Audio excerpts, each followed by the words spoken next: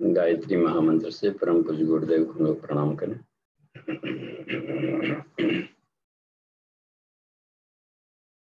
ओम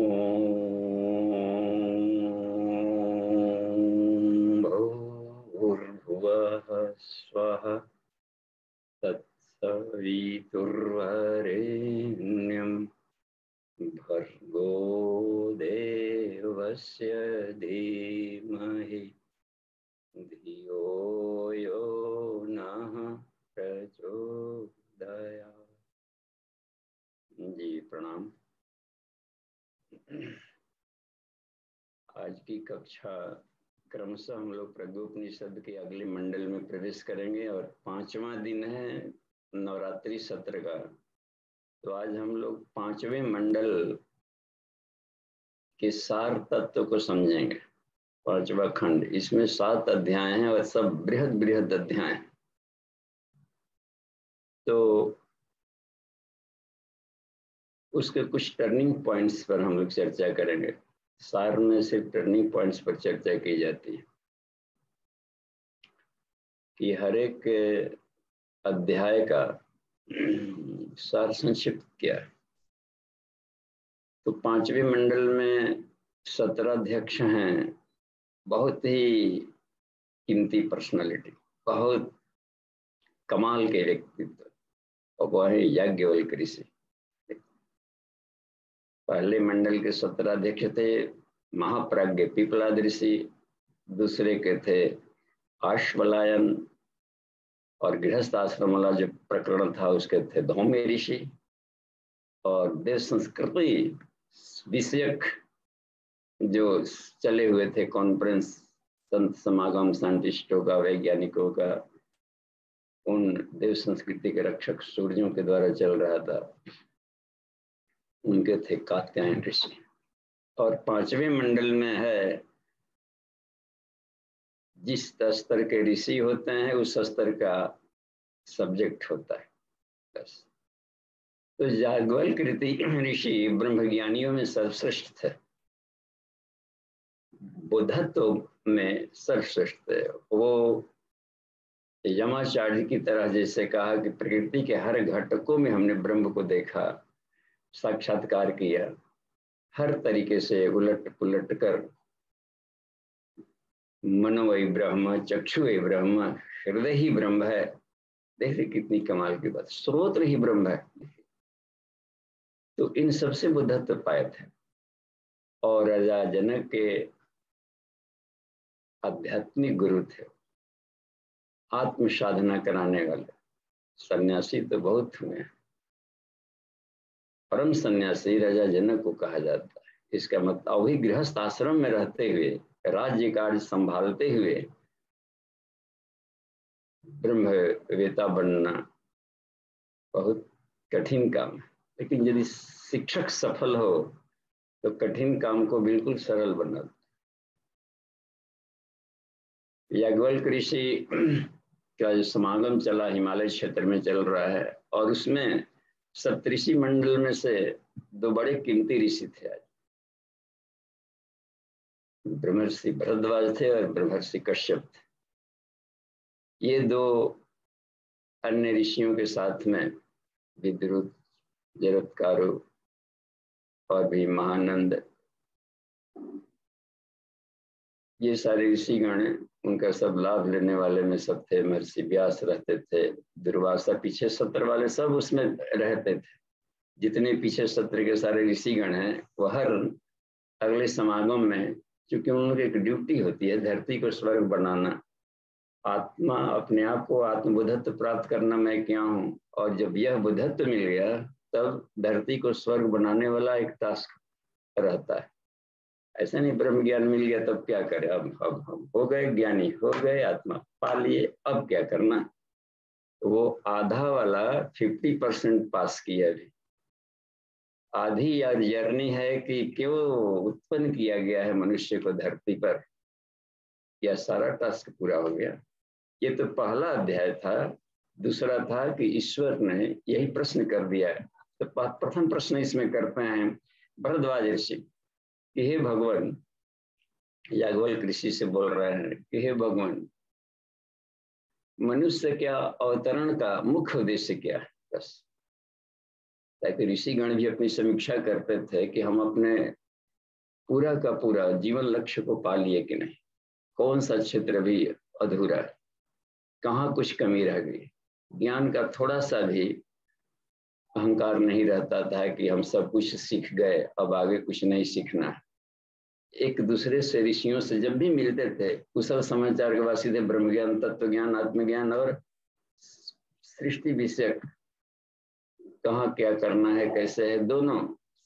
ये काव्य शास्त्र विनोदेन कालो बक्षति धीमताम जो कहा गया है, काव्यता सौंदर्यीकरण होता है पूरी सृष्टि का।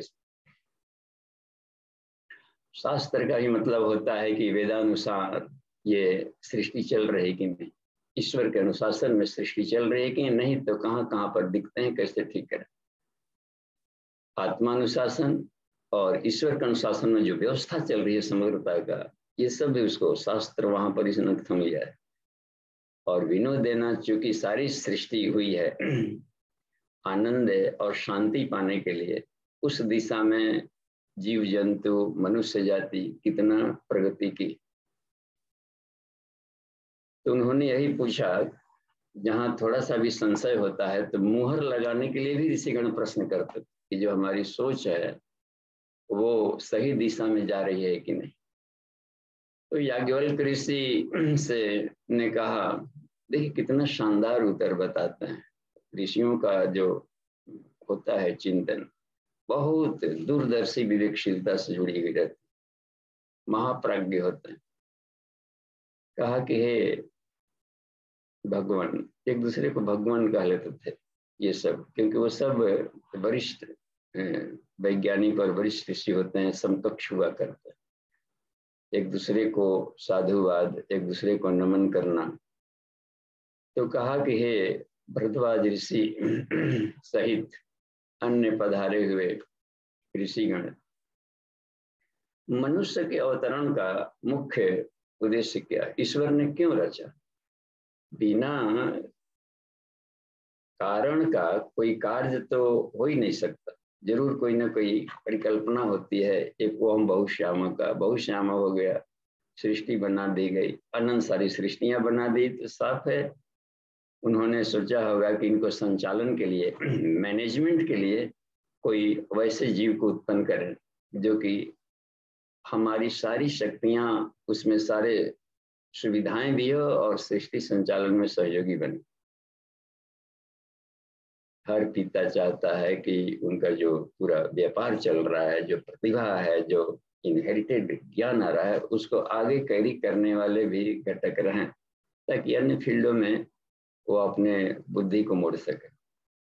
सहयोगी प्रतिनिधि, कहा याज्ञवल्क्य ऋषि ने कि हे भद्रजनों, ईश्वरो मानवम चक्रे सहयोगिनम आत्मनः, अपना सहयोगी बनाने के लिए ईश्वर ने मनुष्य को उत्पन्न किया है। इसीलिए मनुष्य के शरीर में सारी अपनी सारी शक्तियां बीज रूप में डाल दे। ईश्वर अंश जीव जो कहा जाता है, जीव सत्ता का यही किया कि हमारे, और उसमें भी सारे जीवों में एक श्रेष्ठ जीव बना लिया मनुष्य शरीर का, जिसमें देवता गण है, अलग अलग मॉड्यूल बनाते जाते थे, देवताओं को उत्पन्न कर दिया, संसार उत्पन्न कर दिया, कहा कि ठीक है भेज भी दिया धरती पर। और कहा फिर देवताओं ने किया कि हम लोग को तो भेज दिया, लेकिन शेल्टर कहाँ लो, आश्रय स्थल कहाँ, और रहे हम लोग कहाँ। विभिन्न शरीरों को उत्पन्न करते गए, तस्मात् जज्ञा सर्वभूत, उनसे संरचनाएं शुरू कर दी। बस एक चौभयादता, ऊपर नीचे दांत वाले जंतुओं को बनाया, घोड़े बनाकर देखा कि ये इसमें इस मकान में आप लोग रह सकते हैं क्या। गए, देखा, क्योंकि इनकी गति तेज थी, तो द्रुत गति वाला वो सब कॉस्मिक बॉडी में सब काम करने वाले थे, तो दिक्कत ना हो वाहन में। घुसे, घूमे फिरे, लेकिन कुछ उनके मन लायक कुछ व्यवस्था उसमें नहीं थी, तो बाहर निकले कि नहीं ये ठीक तो है, लेकिन हम लोग जैसा चाहते हैं वैसा नहीं। और भी गावो है जगगिरे तस्मात, गाय वगैरह की संरक्षण की, तस्मात जाता अजावया, भेड़ बकरिया गाय से एक एक करके सारे जीव जंतुओं को, पशुओं को बना दिया उन्होंने। सब में वह गाय में भी गए थे, खूब खुश हुए थे। फिर भी जो उनके दिमाग में कुछ जो संकल्पना थी कि ऐसा रहता तो और बढ़िया, तो उसमें से भी निकल आए। तब और भी अच्छी चीज व्यवस्था, अंत में सबसे लास्ट में अंत में मनुष्य की संरचना की। इसमें घूम कर देखिए तो ये कैसा है, ये हमारी सर्वश्रेष्ठ कृति है बस। तब इसमें जब घुसे देवतागण देखे कि इतना उनको पसंद आया कि अब इसमें से निकलने का नाम ही नहीं ले रहे, कहा कि ठीक है ये तो बहुत हम लोग की कल्पना से भी बेहतर है। तो ठीक है, अपना अपना स्थान चयन कर लें, जहाँ जिनको रहना है अपना रूम अपना सब देख लीजिए, अपने पूरा अलॉट करके अपने को जहाँ मन है जो अपना रख सकता है अपने नेचर के अनुसार देख लें। ब्रह्मा मूर्धनी देखना, सिखाया विष्णु रुद्रो ललाटे, ये सब देवतागण इसमें। चक्षुषो चंद्रादित्यो सूर्य चंद्रमा नेत्रों में आ गए। कर्णियो शुक्र बृहस्पति, शुक्रदेव और बृहस्पति देखते हैं दोनों ये आ गए थे, कान में भी आ गए। और भी हर जगह नसिकयो वायु देवता, सारे 49 इसमें वायु देवता आ गए। जिह्वा सरस्वती, मुखाद अग्निदेव, सब विराजमान हो गए। उभय और चौष्ठो, दोनों संध्याएं, सुबह वाली ब्रह्म मुहूर्त वाली सब ओठों में जाकर अपना स्थान ग्रहण कर ली। बाहो मरुता 49 मरुदगण, हृदय पर्जन्य प्राण पर्जन्य भी अपना स्थान ले लिया। नाभो अंतरिक्षा, पूरा अंतरिक्ष ही नाभि में अपना स्थान ले लिया। समझे, पाद ऊपर थली, सारी वनस्पतियां रोमेशु वनस्पतियां औषधियां, जितनी औषधियां वनस्पतियां रोम में अपना रही, अच्छे प्लांट हैं सब पौधे सब हैं। देखने कैक्टस में होता है ना, लीफ ही कांटे बन गए रहते हैं सारे रोमकूप में। सारे ऋषिगण मुहूर्त नखों में सब अस्थिसु ग्रह, ये नवग्रह नक्षत्र सब हड्डियों में अपना, सब गजब की स्थिति आ गई। और इनके लिए कोई स्थान ही नहीं छोड़ा परब्रह्म के लिए कि अब सारे दरवाजे एकदम अपना रूम अलॉट कर लिया। तो बड़ा आश्चर्य, देखिए ये लोग यही नहीं सोचा है कि जिस ऑफिस में बॉस ही नहीं रहे उसकी क्या स्थिति है। तो उन्होंने अपना अलग से एक रास्ता बनाया और मस्तक फाड़ करके ब्रह्मरंध्र में अपना प्रवेश किया अपना, इसलिए उसको विदीर्ण भी कहा जाता है ना, जो जहाँ तक दुखी चलती। तो ये सारे सिस्टम को इन्होंने यह बताया। तो यही बताना यहाँ पर चाह रहे थे उपनिषद का ज्ञान। याज्ञवल्क्य ऋषि ने कहा कि हे भरद्वाज ऋषि, ईश्वरो मानवम चक्रे सहयोगिनम आत्मना, अपना सहयोगी बनाया है इन सबको, इसके द्वारा हम इसके लिए तो सृष्टि संचालन सम्यक स्वतंत्र शासको नास्ते, कहा कि स्वतंत्र शासक नहीं बनाया है कि जा करके अपने ढंग से अपना शासक करने लगना। हमारा प्रतिनिधि है, मुंशी कैसे होते हैं, मुंशी होते हैं, एक मैनेजर बना के रख दिया, व्यवस्थापक बना दिया, न कि मालिक बना करके भेजा है। तो यही मौलिक भूल कर जाता है कि आदमी भेजा है सहयोगी और यहाँ पर सब अपना, ये मेरा शरीर है, मेरा मकान है। देखिए कितना लग रहा है ना, कितना अतिक्रमण डकैती जैसा नहीं लग रहा है कि है उसका कह रहा है कि हमारा है, ये तो गजब की बात। तो उसकी सृष्टि के हर घटक में कहा कि स्वतंत्र शासक नहीं है, स्वतंत्र शासको नास्ति सृष्टि स इति चिंत्यताम, सृष्टि में सहयोगी बनाने के लिए, अपने सहयोगी संचालन के लिए बनाया है। अब जिसे मान लीजिए कि चंद्रमा वहां यहाँ वहां, घर की वस्तुएं तो हम लोग हाथों से छू लेते हैं, लेकिन ब्रह्मांड इतना दूर दूर है कि वह हाथ नहीं पहुंच सकते। तो अब ये रिमोट पॉइंट है मन आदमी का शरीर, 24 तत्व कितना हो दूर है, भले सूर्य वहां पर है लेकिन नेत्रों में भी उनका एक पॉइंट है रिमोट, चक्षुषो दाहिने नेत्र में सूर्य है, यहाँ रिमोट टच करेंगे वहां संपर्क पहुंच जाएगा। अभी भी सैटेलाइट वगैरह गड़बड़ाता है तो नीचे से वैज्ञानिक सॉल्व कर लेते हैं। आदमी का बॉडी एक ऐसा रिमोट है कि पूरे ब्रह्मांड को इसके द्वारा संचालित किया जा सकता है, क्योंकि सारे ब्रह्मांड के सारे पॉइंट्स इसके भीतर भी हैं, कहीं न कहीं स्विच केंद्र हैं, सब शक्ति केंद्र। नहीं जानकारी है तो हम लोग यूं ही पूरे शरीर को ढोया लेकर के चला गया। किसी ने कहा है कि बड़ा भाग मानुष तन पर, वे सारे भाग्यशाली है जो यह ह्यूमन बॉडी को मिल गया, विभिन्न योनियों की यात्रा करते, कुछ अच्छे कर्म करते रहे होंगे तो यह व्यवस्था मिल गई पुरस्कार के रूप में।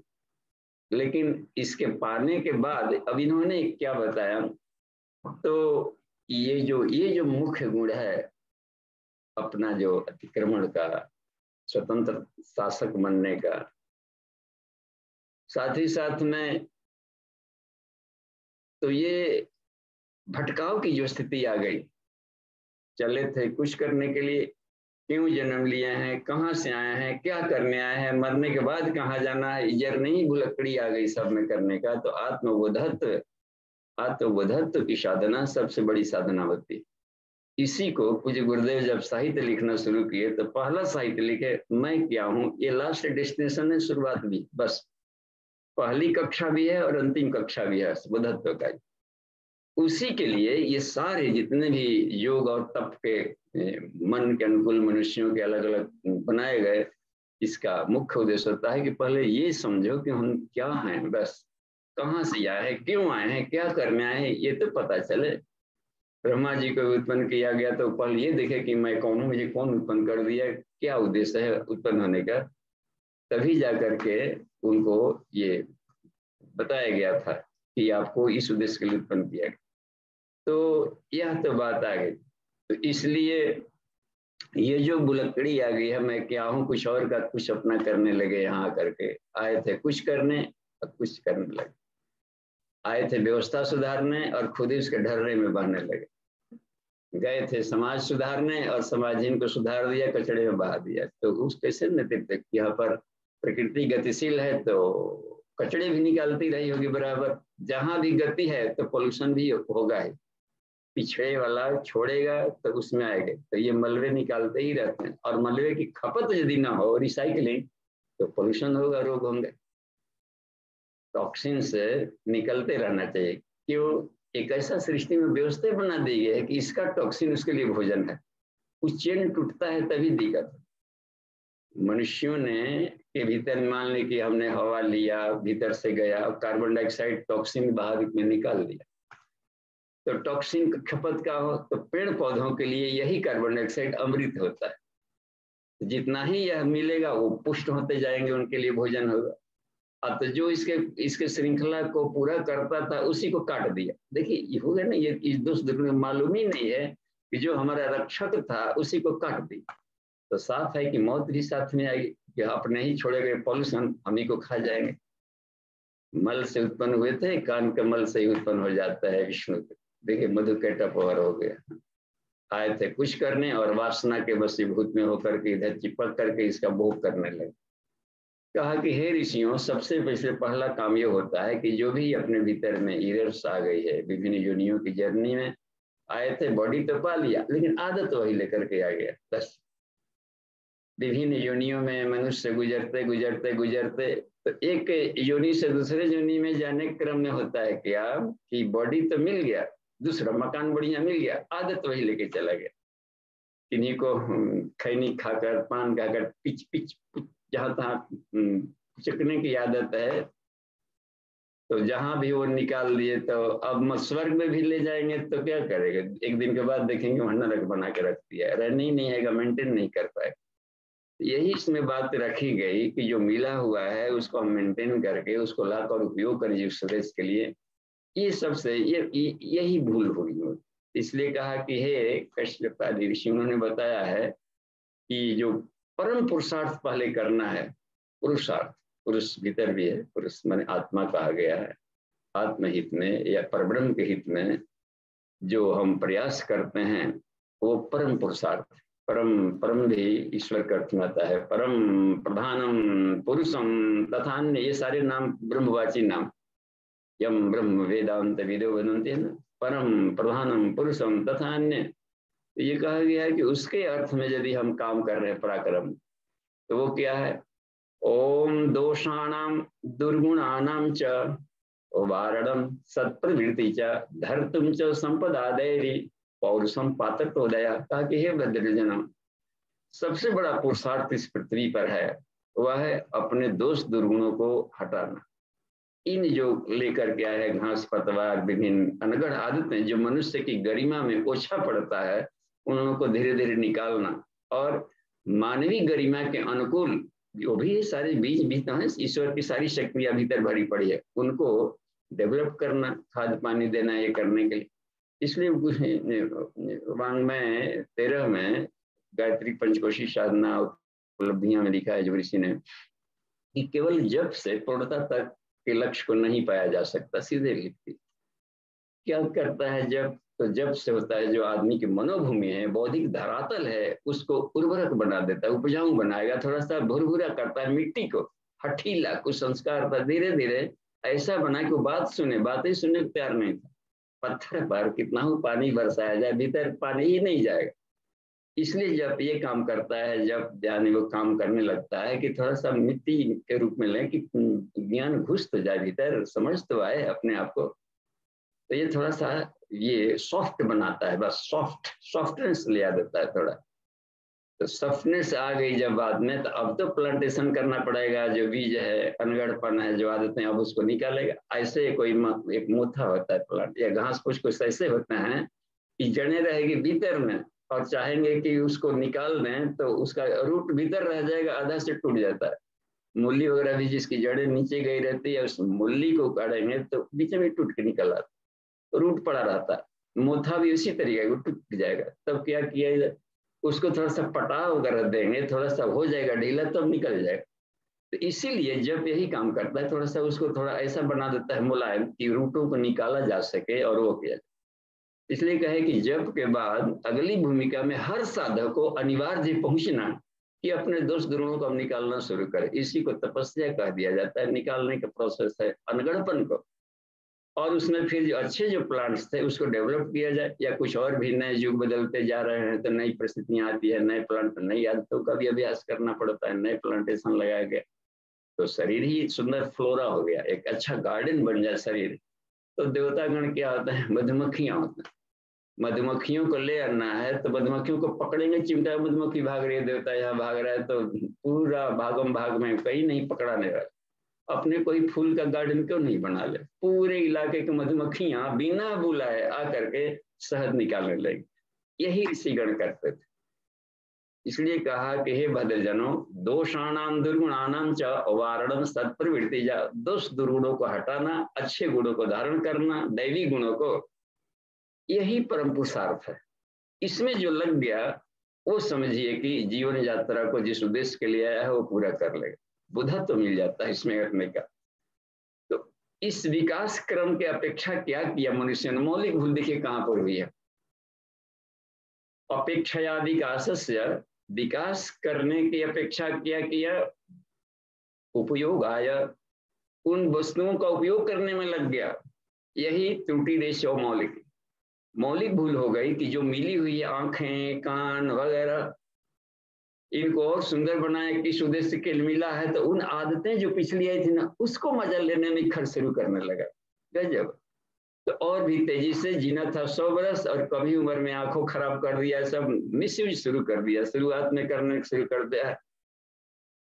अपेक्षा आदि का सस्य उपयोग आया, उसको अपन उसके उपयोग में ताशाम केवलम आतुरा कहा है कि इतनी ललक बन गई है कि जल्दी जल्दी इसका हम उपयोग कर लें। सैर सपाटा पैर मिला हुआ था, दौड़ दौड़ कर सेवा करने के लिए, सैर सपाटे में ही सारा जीवन खपा दिया। और आंखें मिली थी, ये सब करके देखा, पर कहाँ पर ये करना, दिन रात दिन फिल्म देख रहा है, शो कर रहा है, मटर गश्ती में खर्च कर दिया। ये मौलिक भूल की करी कि अपेक्षा विकास तासाम केवलम आतुरा, उसको उपयोग में आतुर हो गया सब। ये मौलिक भूल किया इन्होंने, बस मानव की होगा टूटी रेशो मौलिकी, इसका मौलिक भूल मनुष्यों के द्वारा यही हुई है। अब देखिए क्या बताते हैं याज्ञवल्क्य ऋषि। कश्यप ने प्रश्न किया कि इसको अब परिष्कार करने का टेक्निक बताया जाए, बस कि सही ढंग से मूल हो कि हम लोग का कम से कम सामान्य आदमी तो करें, लेकिन हम लोग ऋषि स्तर के, हम लोगों से ऐसी भूल ना हो। तो याज्ञवल्क्य ऋषि कहा कि हे कश्यप आदि ऋषियों, आत्म परिष्कार की जो साधना है और ब्रह्म के साथ सयुजता स्थापित करने का जो टेक्निक है कि संसार को स्वर्ग बनाना है, अपने को देवता बनाना है, धरती को उनको जो गार्डन बना दिया है, सारा पसारा अनंत ब्रह्मांड, इसको सुव्यवस्थित और इसमें आए हुए कचरे को ठीक करना और इसको स्वर्ग बनाए रखना, मेंटेनेंस करते रहना है। तो इसलिए कहा कि पहला काम तो वो जरूर करें कि इसका जो शरीर के भीतर में जो पर्सनालिटी शब्द होता है, अंतःकरण, अंतःकरण को पर्सनालिटी कहते हैं, मन बुद्धि चित्त अहंकार को, यही पर्सनालिटी। तो उस वही जाकर के विज्ञान में कोष में आता है। अन्नमय कोष जो कह सकते हैं पूरा एक ऐसा मशीन है आदमी का जिसको हम लोग मैटर पदार्थ से बना हुआ है। विज्ञान की भाषा में अन्नमय कोष को मैटर समझा जा सकता है, क्योंकि साइंटिस्ट थे ना सब, वैज्ञानिक है तो वैज्ञानिक भाषा में समझते थे। और उसके भीतर में जो प्राणमय कोष है, इस मशीन की बैटरी है, बिजली है। कितना हो बढ़िया मशीन हो, मोबाइल हो, उसमें बैटरी ही चार्ज ना हो तो फिर क्या, कितने का मोबाइल है, लाख रुपया का है, ठीक है दीजिए तो कॉल करना, नहीं बैटरी ही चार्ज नहीं, तो फिर वहां पर क्या रह जाएगा, रद्दी वस्तु जैसी। सिस्टम है सारा, घर में सब पंखे लगे, फ्रिज लगे और बिजली ही गुम है। तो इसलिए प्राणमय कोष क्या होता है, उसको सेल कहते हैं, इस पूरे सिस्टम का सेल है।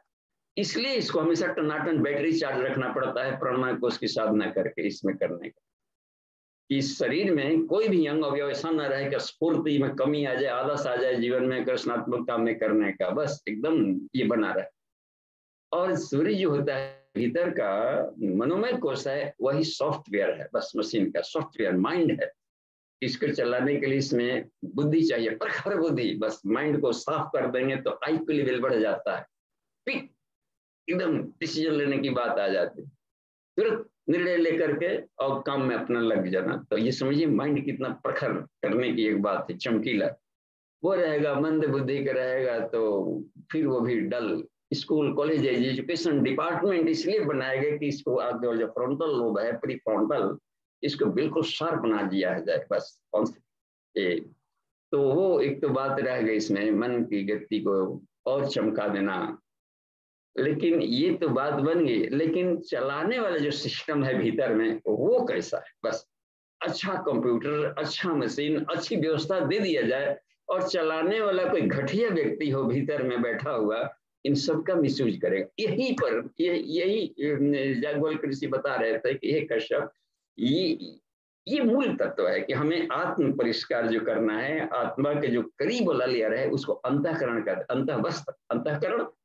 तो जो वो इस ऑपरेटर से काम लेता है वो मन बुद्धि चित्त अहंकार का एक अपरिटस है, अंतःकरण बोलते हैं, अंतःकरण चतुष्ट है।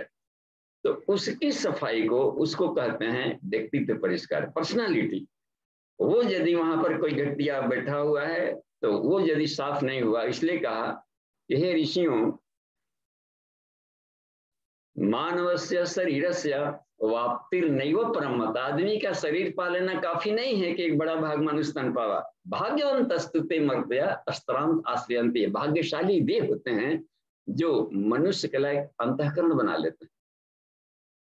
हम लोग सोचे इस आदमी के शरीर में, अस्पताल में तो सब करा रहे हैं, पड़े हुए कितने, सर्जिकल वार्ड में जाकर देखो वहां करा रहे हैं, कहीं पर और भी दिक्कत पड़ रही है, कोई अभाव में कहीं करा रहा है, कहीं पर अज्ञानता के चलते कष्ट भोग रहा है, कहीं शक्ति की कमी है वहां पर कष्ट भोग रहा है।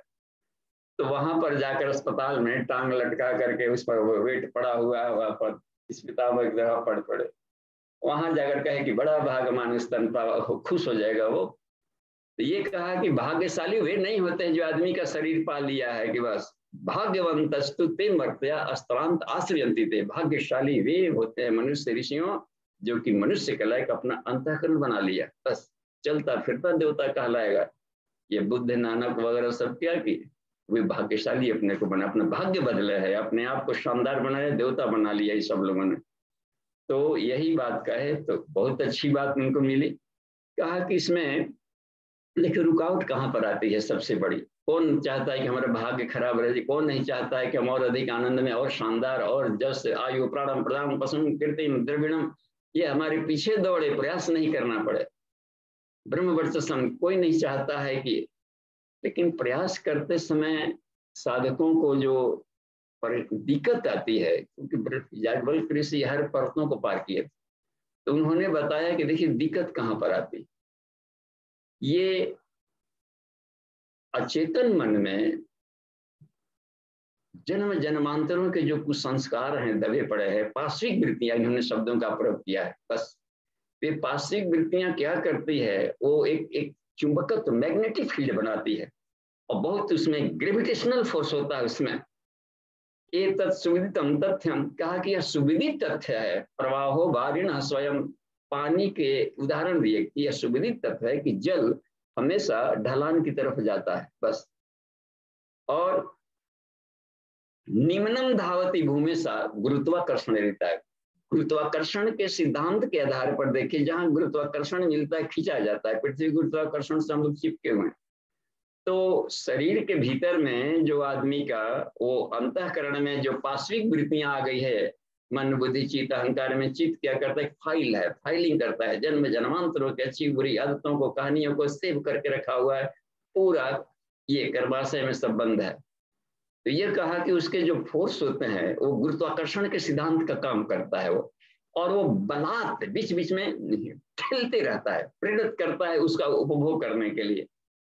और इसीलिए उसका इतना ग्रेविटेशनल फोर्स होता है गुरुत्वाकर्षण का कि उस खिंचाव को तोड़ने के लिए कोई भावनात्मक पुरुषार्थ कर दिया, तब उच्चानलोका से गच्छन्ति सद्गति प्राप्नुवन्ति च, वह उच्च लोकों को गमन करता हुआ सद्गति को प्राप्त करता है। न कि सिर्फ सद्गति, आत्मिक सुबुध विभूति स्थान भौतिक संपदा अपनी, आत्मिक रिधियां और भौतिक सिद्धियों का भी वह हस्तगत कर लेता है। जो सबसे बड़ा काम किया गया वो भावनात्मक पुरुषार्थ हुआ। किस भावनात्मक का? जो ग्रेविटेशनल फोर्स लग रहा था पाश्विक वृत्तियों का। नीचे वाले में तो हम लोग संयम पढ़े थे ना, पीछे वाले अध्याय में, इंद्रिय संयम, विचार संयम, समय संयम, अर्थ संयम, कहा कि ये तो निचली कक्षा के संयम थे। ऊपर वाला संयम है कि मन के वेग का, भीतर के आवेशों का भावावेश, ये है मनोवेग, ये जो आकर्षण शक्ति जो भीतर थी ललक, वो दिख नहीं पड़ रहे थे। उनको कहा कि प्यूरिफाई करना, उनके आवेशों को सहना और उसको पार करके ऊपर निकलना, ये कहा कि वास्तविक संयम होता है वहां पर। तो यही बता रहे थे कि हे कश्यपादि ऋषियों, जो भी भावनात्मक पुरुषार्थ करने में उसमें सफल हो गए, उस गुरुत्वाकर्षण के सिद्धांत को, उसके ग्रेविटेशनल फोर्स को हटाने में खत्म हो गए, यही 99 कोष की साधना है। तो अस्थित प्रज्ञता साधक को ला देता है। अस्थित प्रज्ञ साधक संसार के सारे मैग्नेटिक फील्ड को, यानी पूरी पृथ्वी का क्या, ब्रह्मांडों के मैग्नेटिक फील्ड को भी काट देता है। वो अल्फा स्टेट है, आध्यात्मिक भाषा में सहज समाधि में जाता है उसको।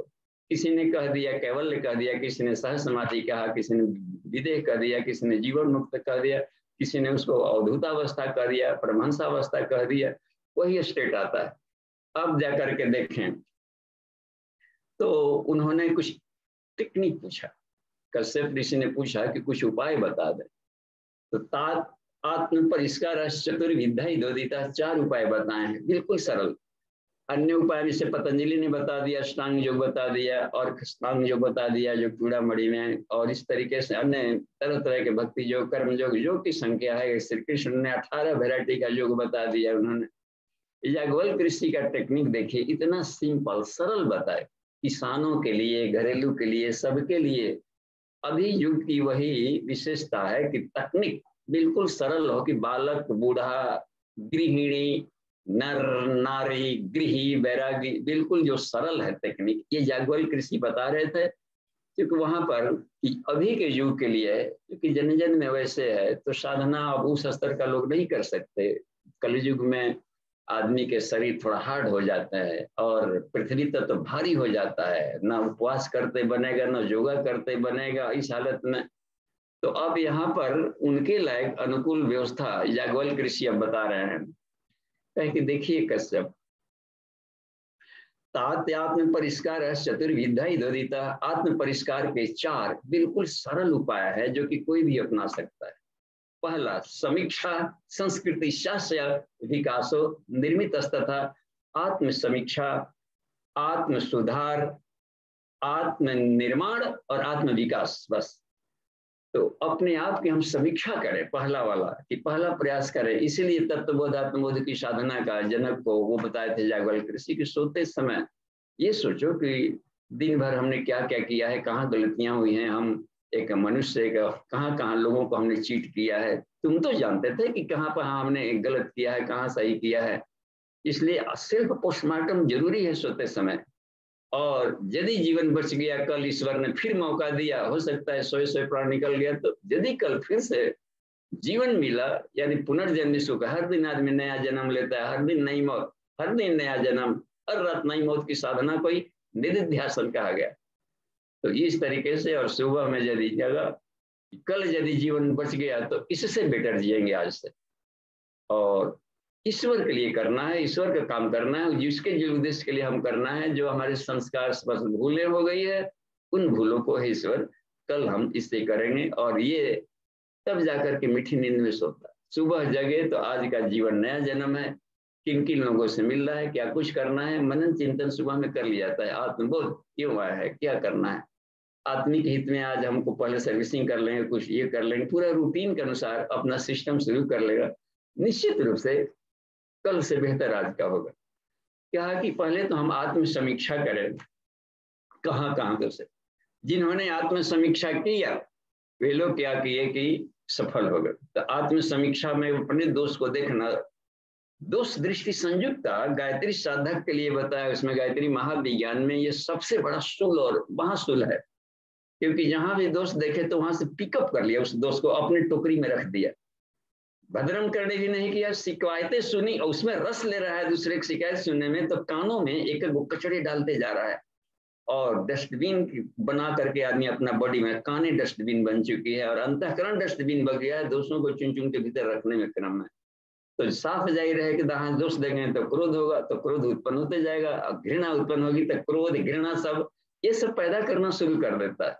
आज जब ईश्वर का नारा लगा, ईश्वर सर्वव्यापी है, तो वो क्यों नहीं दिखा उसके भीतर के गहराई में, छिलके के छिलके में नारियल का ऊपर का कलफुआ और उसका जोटा बोलते हैं, उसका जटा क्यों दिखा, उसको जटा कोई नोचे चबाए तो दांत भी टूटेगा, कुछ मिलने रस भी नहीं मिलने वाला, और भी भीतर जाएंगे हटाएंगे तो और भी हार्ड लेयर मिलता है, और हार्ड लेयर देकर के भी छोड़ सकता है, लेकिन जो हिम्मत किया और भीतर देखा तो बिल्कुल वाह, इंडोस्पर्म मिल रहा है, उसका एडिबल पार्ट मिल रहा है, खाने वाला नारियल का तत्व, और इतना क्षारीय होता है कि सारा एसिडिटी जो तेजाब है, जो घटियापन है, जो गलाव, वो सब गला करके रख देता है।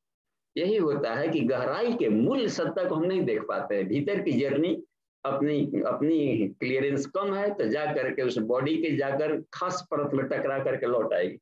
बेधक नहीं है ना, बेधक जब होता है तभी जाकर भीतर जाएगा। तो अपने आप को, इसलिए इसमें बात कही इसमें कि आत्म समीक्षा हमें करनी चाहिए अपने आप का, कि हम किस उद्देश्य से आए, हम क्या कर रहे हैं, ठीक उन्होंने नहीं किया, ठीक है ईश्वर हम समझ लेंगे, सबसे निपट लेंगे, तू बता कि तूने क्या किया, बस अपने आप को केवल हमें देखनी होती है कि हम क्या किए संसार में। यही बता रहे हैं कश्यप ऋषि को कि पहले आत्म समीक्षा हम करें, और यदि ये पता चल जाता है फोकस कि यहाँ पर हमने भूले, एक और बात आती है इसमें कि आत्म समीक्षा करना, ठीक है, जो भूले हैं उसको सुधारना, ये दूसरा स्टेप है, एक एक करके हटाना।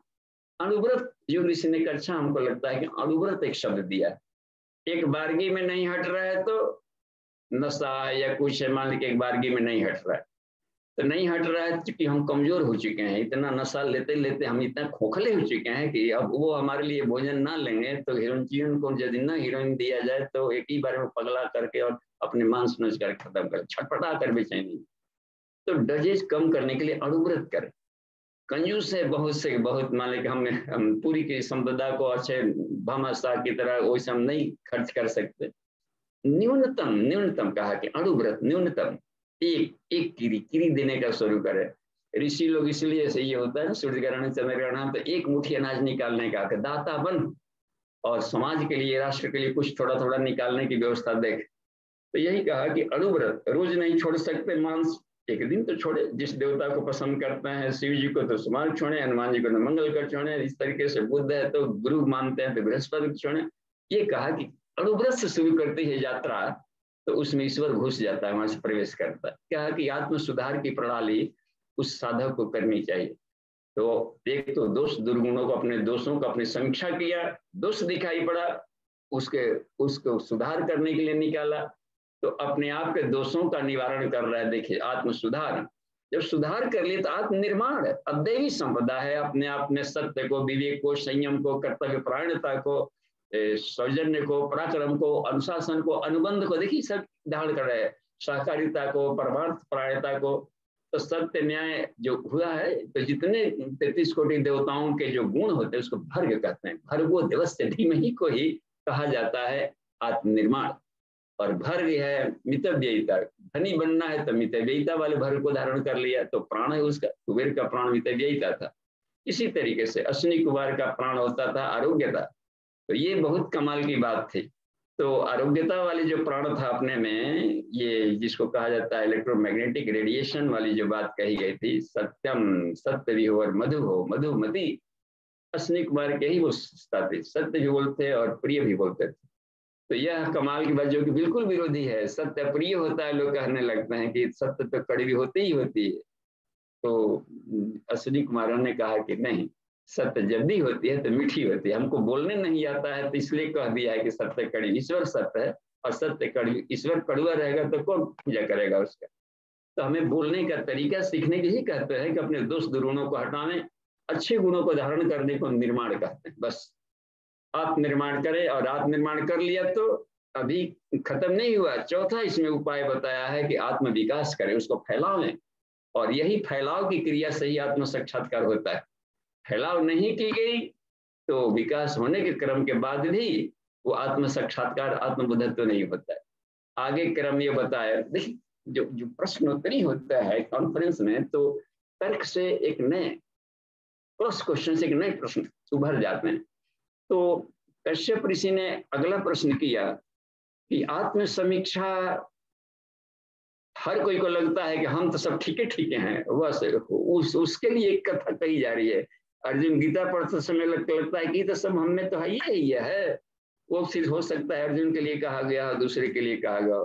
महात्माओं के भी सत्संग में लगता है कि क्या इसमें नहीं, तो सब हम में है ही है। और जहां जाकर बाहर देखना है विपरीत परिस्थिति, गुर्र अपना शुरू हो जाता है। तो यहाँ पर रह गई कि आत्म समीक्षा नहीं हो पा रही है। यहाँ पर दिक्कत आती, क्योंकि सब साइंटिस्ट बैठे थे ना, ऋषि बैठे हुए हैं, कश्यप ऋषि जिनके जो चलते थे तो ग्रह नक्षत्र रास्ता बदल देता था, इतना तपस्वी लोग बैठे हैं, उनको भी जो दिक्कतें आई होगी। तो कहा कि आत्म समीक्षा के लिए और आत्म सुधार के लिए बेहतरीन उपाय क्या किया जा सकता है, इसमें कोई टेक्निक है तो जो कि सरल पड़ता है तो उपाय बताएं। ओम एकांतम चिंतनम चापि मननम प्रथम तथा स्वाध्याय सत्संगो बाह्य साधन यौमने। कहा कि हे भद्रजनों, बहिरंग अंतरंग, कुछ बहिरंग प्रयास करे। बहिरंग प्रयास में दो लिया, स्वाध्याय जो दिखाई पड़ता है, कुछ अध्ययन कर रहा है तो ऋषि चिंतन का हमें अध्ययन करना चाहिए, वेदों का, उपनिषदों का, जो भी जिस क्षेत्र में हमें आगे जानना है उस क्षेत्र के लिए उसके जो आदर्श आइडियल बुक्स हैं उसको हम स्टडी करें। तो एक तो यह रह गई, उसके साथ में अपनी समीक्षात्मक बन जाती है। हम मान लीजिए कि अपने दोस्त को नहीं देख सकते हैं, लेकिन जब गीता पढ़ने लगता है आदमी, या गायत्री महाविज्ञान पढ़ने लगता है, उपनिषद पढ़ता है व्यक्ति, तो उसमें पता चल जाता है कि इसमें हम कहाँ खड़े हैं। बस तो अब ऋषियों के ज्ञान से अपने बुद्धत्व को जब समीक्षा किया जाता है, सेल्फ पोस्टमार्टम, सेल्फ स्टडी को ही स्वाध्याय कहते हैं, उसके परिप्रेक्ष्य में अपनी समीक्षा की जाती है। हमारा इष्ट में ये गुण है, हमने अभी तक यही गुण है, तो दोनों के बीच की खाई पता चल जाएगी। इसलिए कहा कि स्वाध्याय में इतना आग होता है कि हठीले से हठीले कुसंस्कार को भी गला देता है, साफ मिरर होता है वो करने का। और आत्मिकी के साहित्य का अध्ययन करे, आत्म समीक्षा करनी है, आत्म सुधार करना, साथ है कि आत्मिकी के ग्रंथों का अध्ययन करे। तो उपनिषदिक जो ज्ञान है आत्मिकी का, उसका इस्तेमाल स्वाध्याय किया, ठीक है। सत्संग जो पढ़ा लिखा है वही तो पढ़ सकता है, वेद की स्थापना कर दी है, वांग में स्थापना कर रहे हैं, और पढ़ा ही लिखा नहीं है तो क्या मायने रखता है।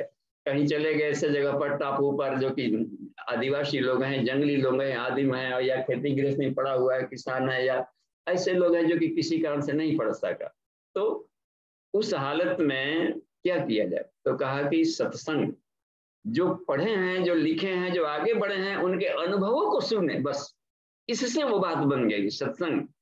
तो इस सत्संग ने न जाने कितनों के जीवन दिशा धारा को बदल दिया है। थोड़ी सी भी बात ऐसे हम लोग पढ़ेंगे तो न जाने इतना किताब पढ़ने में कितना घंटा लगेगा, यदि अनुभवी प्रशिक्षक के पास जाएंगे तो हजारों किताबों का अध्ययन किया है, जीवन में अपना उसका निचोड़ एक ड्रॉप अर्थ निकाल करके दे देगा।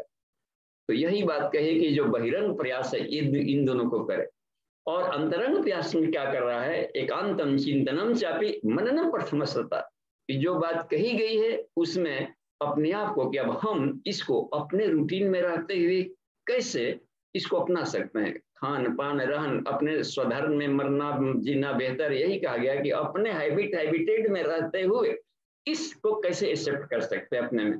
इसका निर्धारण कर लिया, और यदि कर लिया तो उसके पास प्रयास कर लेना, क्रियान्वयन करने में चल पड़ना। चिंतन की प्रणाली है, चिंतन वाला ऋषि बन जाता है, मनन करने वाला मुनि बन जाता है। ये तरीका बताए, कितनी शानदार सी बात है। और यदि ऐसी बात हो गई है तो एक और बात बताया उन्होंने, कहे भद्रजनों, एप्लीकेशन पकने के लिए सेवा के फील्ड में उतरना पड़ता है। आराधनात्मक एक तत्व बताया है सेवा, और सेवा के फील्ड में उतरेंगे तो कैंपस चुनना पड़ता है कि हम सेवा का ढेर सारे फैकल्टी कौन सा चुने।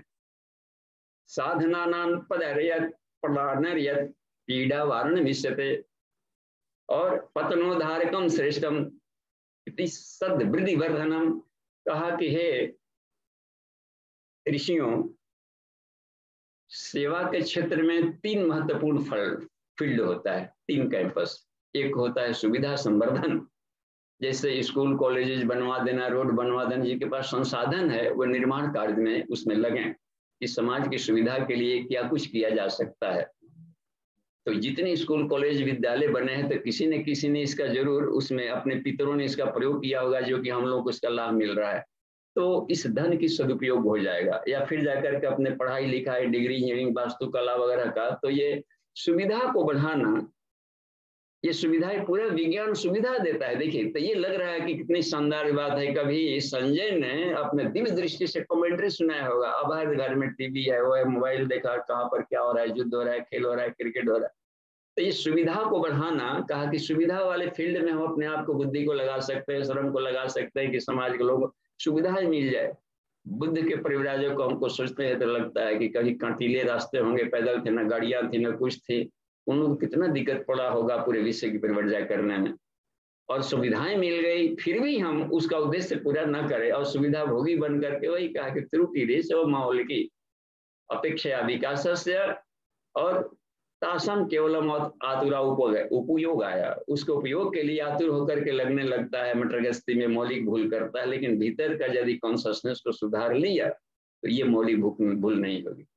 तो अब हम लोग देखें, ये एक तो फील्ड हो गया साधनों को बढ़ा लेना। दूसरा पीड़ा वारण विषय, कहीं बाढ़ग्रस्त क्षेत्र है या कालग्रस्त क्षेत्र है, कोई आ गया चोर डाकू चक्का, किसी को बेचारा उसको पूरा का पूरा लेट पे चला गया और भोजन भी बनाने के लिए घर में अनाज नहीं छोड़ा, तो फॉर द टाइम बिंग उसको हेल्प कर लेना, पीड़ा निवारण। बस कोई रोगी है, रोग है, जिससे कि मदर टेरेसा ने पूरा का पूरा जीवन पीड़ा निवारण में इधर लगा दिया रोगियों को, तो एक ये भी फील्ड होता है।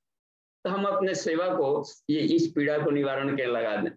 इन दिनों भी पीड़ा निवारण में भी तो जो युवा होंगे उनको अधिक सफल होंगे, युवा मेंटलिटी के दौड़ दौड़ करके सेवा करनी पड़ती है। इन दिनों जो समाज का ये छांदोग्य माने छप्पर है, वो भी बहुत जगह चू रहा है।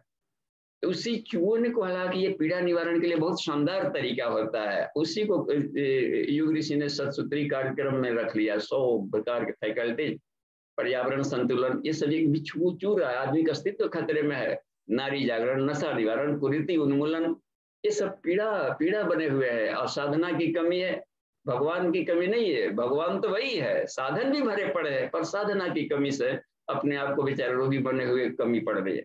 ये सब जहां तहां जो छप्पर चू रहे हैं ये करने का, स्वास्थ्य का, शिक्षा का, स्वावलंबन का, इनको भी दूर करने में लगी सोचती पीड़ा, ये आदमी को तड़पा तड़पा करके सारे मार रहे हैं आज के जनरेशन को। कहा कि पीड़ा वारण भी एक फील्ड होता है, उसमें अपनी क्षमता को झोंक दें, सेवा का ऐसा फील्ड है। लेकिन ये कहा कि ये भी उत्कृष्ट स्तर का ज्ञान दे दिया, ठीक है, अशिक्षित शिक्षित बना दिया, और संस्कारी नहीं बनाया तो इस शिक्षा से और पैतरेबाजी से ही करके घूस लेना, रिश्वत लेना, और इसका मिसयूज शुरू कर देगा। इससे बढ़िया था कि मूर्ख रहता। तो यह कहा कि यह भी आत्यांतिक सेवा नहीं है उन लोगों का, कि ये सुविधा दे दिया, हम देते देते मरे, वो लेते लेते मरा, भीख को देते देते मरा और भिख मंगल लेते लेते मर गया, दोनों का आत्मिक विकास नहीं हुआ। इसलिए कहा कि जो सर्वश्रेष्ठ होता है सेवा, वह का है पतन उद्धार कम श्रेष्ठम। रघुपति राघव राम पतित पावन, पतितों को ऊपर उठाने के लिए जो प्रयत्न किया जाता है, देवर्षि नारद धन कंबल बांटने सुविधाएं नहीं बढ़ाते थे, प्रेरणा देते थे मोटिवेट करके, तो वो दिग्भ्रांतों को दिशा दे करके मोटिवेट करके आगे ले जाते थे। एक वाङ्मय में एक संत का नाम लिया है जो ऋषि ने, वो जॉर्ज बर्नार्ड शॉ का एक नाम लिया है, वो भी संतों की श्रेणी में आते थे। जाते थे भिखमंगों की बस्ती में तो उनको दया नहीं आती, क्या कि इन पर दया करना है तो इन्हें काम करना सिखाना चाहिए, बस हम देते देते मरेंगे, लेते लेते मरेगा तो वो भी उनके आत्महीनता के संस्कार उसमें आते जाएंगे, दबु प्रकृति का होते जाएगा, तो उसका वो और भी घातक बनने लगेगा। और भी जाकर के जो बीमार लोगों को देखते थे और उनका कहते हैं कि संत हैं तो कड़वे तो बोलेंगे नहीं, लेकिन उनके बोलने का स्टाइल ऐसा था कि बड़ा कभी कभी बड़ा अचपटा लगता था। कहा कि बीमारों को गोली मार दो, संत है गोली मारने का थोड़े तक उसको मार डालो, इसका मतलब है उसको डांटो, उसको समझाया जाए, उसको ये समझाया जाए कि बीमारी का एकमात्र कारण है कि अननेचुरल खान पान रहन सहन अपनाया गया होगा। गायत्री मंत्र बताया था वरेण्यम कांडी अक्षर ने संते ये नरा पदान प्रकृति आज्ञानुसार स्वस्थ संतस्ते नूनम रोग मुक्ता भवंती, यानी रोग का एकमात्र कारण रहता है कि हम अननेचुरल खान पान रहन सहन डाइट या सोच रखे होंगे जिसके कारण रोग हुआ है। फिर नेचुरली करना शुरू कर देंगे तो धीरे धीरे रोग मुक्त होते हुए पूर्णतः स्वस्थ हो जाएंगे। हो ही नहीं सकता है कोई नेचुरल अब हैबिट रखा हो और जीवन में रोगी बन गया। गुरुदेव का एक लाइन मिला हमको तो ऐसा लगा कि ये संभव है क्या? कहा कि रोग दुख मनुष्य के लिए बनाया ही नहीं गया है और सबसे अधिक यही ढो रहे हैं, यानी हम लोग रोग दुख खरीदते चलते हैं अपने रहन सहन के सिस्टम को नहीं जानने के चलते। तो यही उन्होंने बात बताई कि इनको ये करें, तो ये भी एक फील्ड है कि उनको योगा सिखाया जाए, वो सिखाया जाए और ये किया जाए, लेकिन फिर भी एक श्रेष्ठ होता है क्या? पतनोद्धारकम श्रेष्ठम, यानी ऋषि परंपराओं को पुनर्जीवन किया जाए। इधर अस्पताल मान ली कि हम एक अच्छे डॉक्टर हैं, इलाज करते करते मर गए और उस सिस्टम को यदि नहीं चालू किया तो अगले वो अच्छे डॉक्टर, लेकिन अब ऐसा कोई डॉक्टर नहीं होता उनके जैसा, तो फिर रोगी बढ़ेंगे। तो क्यों नहीं हम चरक परंपरा को ही अपने जनरेटर चालू कर दें, पतंजलि परंपरा का ही जनरेटर चालू कर दें, तो जो इसको जो कहा ऋषि परंपराओं का जो पुनर्जीवन कर दिया जाता है, तो ये पतनोद्धारकम श्रेष्ठम, आदमी का जो पतन की तरफ जा रहा है जीवन, अब ऊर्ध्वगमन करने के लिए एक सिस्टम चल पड़ेगा समाज में और गाड़ी ढर्रे पर पटरी पर चलती रहेगी। तो ये एक क्रम उन्होंने बताया सर्वश्रेष्ठ का। तो ठीक है, हम लोग का अब समय भी देखते चलना है। आगे चल करके उन्होंने कहा कि देखिए अगले क्रम होता है कि आत्मबोधत्व, आत्मबोध प्रकरणम भी है इसमें। आत्मबोध प्रकरणम में यह बात इसमें रखी गई है कि इसके लिए हमने क्या करनी चाहिए। तो वसुधैव कुटुंबम च नीति रिवेच धुरिता, वसुधैव कुटुंबकम के नीति को साथ में लेकर के यदि हम कोई अपना प्रयास करते हैं तो वही कहा गया है गता धर्मस्य चक्रस्य अध्यात्म मनश्चापि निश्चितम। धर्म और अध्यात्म, अध्यात्म माने सैद्धांतिक, धर्म माने प्रैक्टिकल, दोनों के बीच की दूरी वाली क्या बात है, वह है वसुधैव कुटुंबकम, यानी उसका कितना रेंज तक उसका हम काम करने के लिए वो बना करके रखें। प्यार तो देते हैं, ठीक है, बच्चों को पढ़ाई लिखाई वगैरह करना, पड़ोसियों को भी लेना देना शुरू कर दिया तो इतने ही में जीवन पूरा अंत हो गया।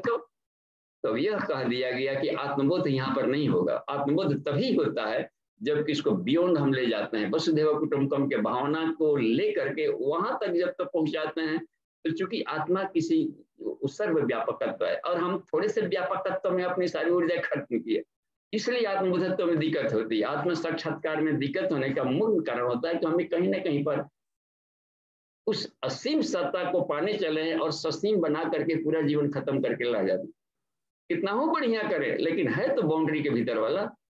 इसलिए कहा गया कि वसुधैव कुटुंबम च नीति रेव तद्धुरितम गता धर्मस्य चक्रस्य मनश्चापि अध्यात्म, अध्यात्म के और धर्म का, धर्म माने ये पूजा पाठ नहीं, हम लोग जहाँ धर्म शब्द सुन लेते हैं, सेठ जी बड़े धार्मिक है तो लगता है कि पूजा पाठ करते हैं सुबह टन टन शाम का टन टन टन टन, इससे कोई लेना ही देना नहीं है धार्मिकता का। चरित्र चिंतन व्यवहार, ये इसको धार्मिकता में रखा गया, तीन ही उसके पैर होते हैं। और अध्यात्म मतलब होता है कि मूल कॉन्सेप्ट जो सत्य होता है अध्यात्म का, आत्मा अमर है, संसार परिवर्तनशील है, कर्म फल का हमें भोगना ही पड़ेगा, इसलिए सत्कर्मों करना ये करे अपना में, और भी मरने के बाद लोक परलोक पुनर्जन्म की भी व्यवस्था है, आगे भी बहुत सारी श्रृंखलाएं हैं मुक्त जोनी ये सब करने का, तो हम मरने की शानदार तैयारी क्यों नहीं करें। तो ये रहता है करने की बात में।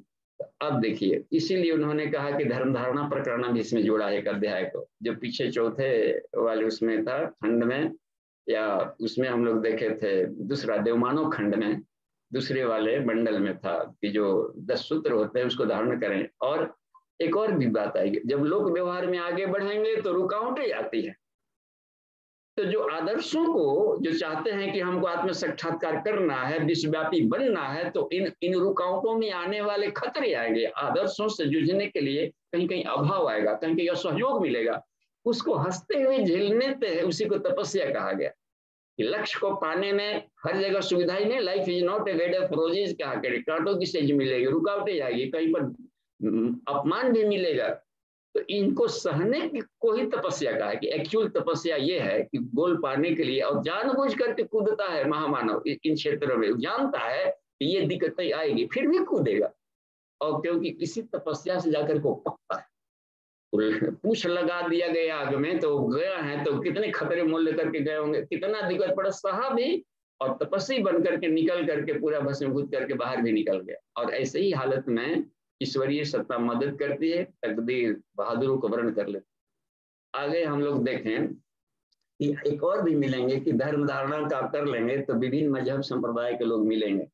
उनमें सांप्रदायिक भेदभाव के बिना सीधे हम उसके आत्मीयता पूर्वक करके इन सारे अध्यात्म तो एक है सब में, साथ में तो उसमें सर्वधर्म समभाव प्रकरण भी रखा है।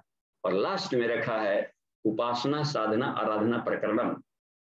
इसका मतलब होता है कि ब्रह्म के साजुजता को उपासना कहते हैं, और आत्मनियंत्रण को साधना कहते हैं, और लोक सेवा के एप्लीकेशंस को आराधना कहते हैं। इन्हीं सूत्रों का उपाय किया और इसको समापन किया है। समय हो गया है, तो ये 5वां मंडल इतना शानदार हमें लगा आत्म परिष्कार का, इतने सरल सूत्र उन्होंने बता दिया, कितना वैज्ञानिक है। एक तत्सुविदितम तथ्यम प्रवाहो वारिणः स्वयं, जल का उदाहरण दिया है कि निम्न की तरफ जाता है, वाह, गुरुत्वाकर्षण रीत्या निम्नम धावती भूमिशा।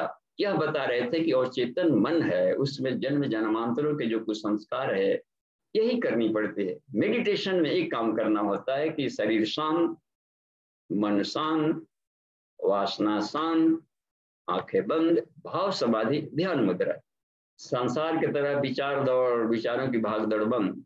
यानी कि यह फ्रंटल लोब, यह जागृत मन को बिल्कुल सुलाया जाता है। ठीक, अब क्या करें, इसको अपनी कॉन्शियस को ले जाते हैं और चेतन मन की परतों में जाते हैं, भीतर के तरफ में। और वही सबसे बड़ा संघर्ष करना पड़ता है, बारीकी से देखना पड़ता है अपने अचेतन मन में कि वासना तृष्णा अहंता कि कितने परमाणु हैं सूक्ष्म सूक्ष्म, उसको एक एक को बारीकी से ढूंढना, उसको निकालने के काम करना पड़ता है। वो असली ऑपरेशन प्रक्रिया वहां चलती है होकर, क्योंकि उसके पीछे में तो सुपर चेतन ईश्वरीय साम्राज्य है, विज्ञान में आनंद में वाला एरिया है जहां पर। तो सबसे बड़ा कबाड़ यही मन का लेयर होता है कि उधर से आने वाली पवित्र किरणों को कुछ का कुछ बना करके बाहर फेंकता है, और इधर से जो पढ़ा लिखा गया है वो आचरण में नहीं उतरने देता है, व्यवहार में। तो वो सबसे बड़ी रुकावट होती है। उसी कहा कि जो पार्श्विक प्रवृत्तियां हैं उसका इतना हाई वोल्टेज का गुरुत्वाकर्षण होता है कि हे ऋषियों, इसको हटाने के लिए भावनात्मक पुरुषार्थ हम लोग करें। और इसीलिए उच्चारण लोकाश्च गच्छन्ति सद्गति प्राप्नुवन्ति च। तो समय सीमा को हम लोग ध्यान दें और सभी को नमन। आज के संदेश को यहीं पर विराम दिया जाए, फिर आगे मिलेंगे हम लोग। तो नितिन जी, एक कक्षा का समापन हुआ, ओम शांति, और अगले अध्याय में हम लोग चल रहे हैं प्रश्नोत्तरी सेशन में या अनुभव शेयर में। जी धन्यवाद। जी बाबूजी, अनुभव शेयरिंग में प्रज्ञा कुंज से आए कुछ साधक जो हैं वो अपना अनुभव शेयर करना चाहते हैं। तो सबसे पहले जो है रजनी दीदी है, आदरणीय रजनी दीदी, वो अपना अनुभव शेयर करेंगी। जी दीदी आप। हाँ जी, अपना नाम पता बता देंगे और कहाँ से आए हैं, और उसके बाद अनुभव शुरू कर दीजिए।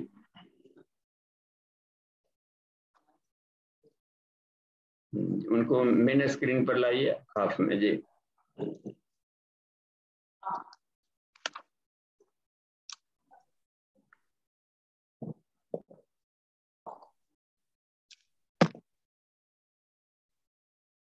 प्रणाम गुरुदेव। प्रणाम बाबूजी। मैं रजनी पटना से बोल रही हूँ, और मैं 2017 में गायत्री परिवार से जुड़ी थी। और मेरा सौभाग्य रहा कि उसी साल नवंबर में बाबूजी से मेरी मुलाकात हुई, और हमारे यहाँ 3 दिन का पंचकोश का सत्र चला। उसके बाद 18 में मैं एक सत्र में आई और 19 में आई। 2 साल मेरा आना नहीं हुआ।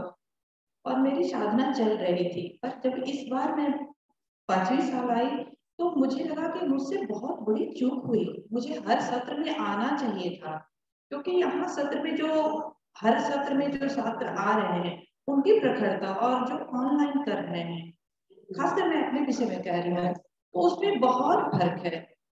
तो वो जब यहाँ बाबूजी पढ़ा रहे हैं और प्रैक्टिकल हो रही है और गहन समीक्षा हो रही है, यहाँ पर हर छात्रों की बाबूजी गहन समीक्षा करते हैं, तो वहां मुझे समझ में आया कि नहीं, मुझसे त्रुटि हुई है। क्योंकि यहाँ सूक्ष्म से सूक्ष्म में जो हमसे त्रुटियां होती साधना में, हमें घर पे साधना करते हैं, प्रैक्टिकल करते हैं, तो लगता है कि नहीं हम सही है, हमारी साधना बहुत अच्छे से चल रही है और ठीक है, सब सही चल रहा है।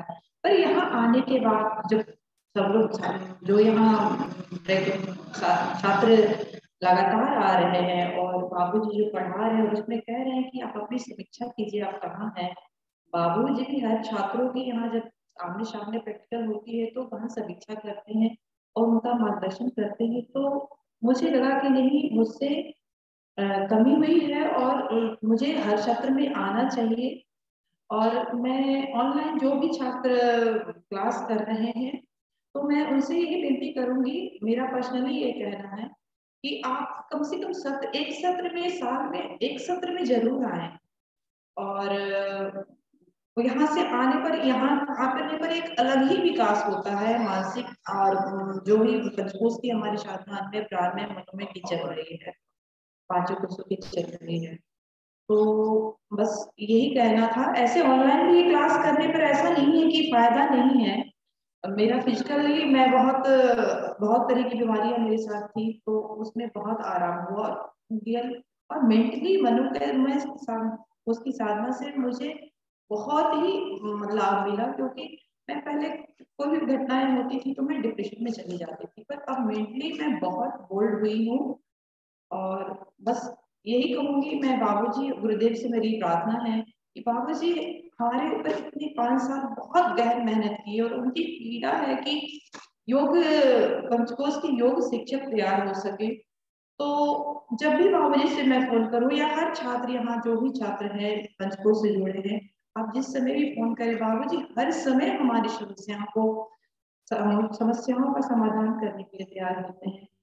तो मुझे पर्सनली लगता है कि नहीं, अभी मुझे बहुत मेहनत करना है और बाबूजी जो पंचकोश की साधना के मापदंड है उस पर खड़ा करना है। बस यही मेरी विनती है और प्रार्थना है कि मैं इस पे सही खड़े से उतर पाऊँ। जी प्रणाम बाबूजी। जी धन्यवाद दी। और साधना में गति सभी लोग बनाए रखें, और साधकों के लिए हमेशा हम सामने रहते हैं, तो उसमें जहां भी दिक्कत हो कभी भी बेबाक अपने मित्र की तरह पूछ सकते हैं, तो तुरंत उसका समाधान मिल जाता है और कहीं ना कहीं गति जरूर तेज हो जाती है। ठीक है, अगले पार्टिसिपेंट्स को हम मिलते हैं। जी बाबू जी, अगले पार्टिसिपेंट हैं आदरणीय अमोल चौहान जी, हिमाचल प्रदेश से। जी भैया।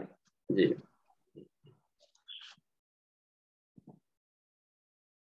गुरु जी को मेरा प्रणाम और सभी साधकों को भी मेरा प्रणाम। गुरु जी से मेरी मुलाकात पहली बार जब वो ऊपर राणा जी के घर में आए थे वहां पे हुई। वैसे तो मुझे परमार्थ की जिज्ञासा पहले से ही है, मन में बहुत तड़प रहती है, पर उस समय अचानक ही ऐसा हुआ कि मैं राणा जी के घर में पहुंच गए, गुरु जी का आना भी हुआ और बहुत अच्छा लगा गुरु जी से मिलके, बहुत मन को शांति मिली। और कुछ शारीरिक कष्ट भी थे जो मुझे लगा कि शायद मेरे को गुरु जी के सामने बोल देना चाहिए, और मैंने अपने मन की बात गुरु जी से कही। और गुरु जी ने जो मुझे मंत्र बताया, जो योग बताया, और मैं उस योग को करता रहा। लगभग 1-2 महीने हो गए और वो जो मेरी पीड़ा थी लगभग खत्म हो चुकी है। मतलब 50% तो अभी है, ऐसे नहीं पूरी खत्म तो नहीं हुई है। तो फिर मैं सोच रहा था कि क्यों ना मैं गुरु जी के पास जाके पूर्ण तो इस योग का अच्छी तरह से सीखूं ताकि मुझे और ज़्यादा लाभ मिले। और धन्यवाद गुरु जी।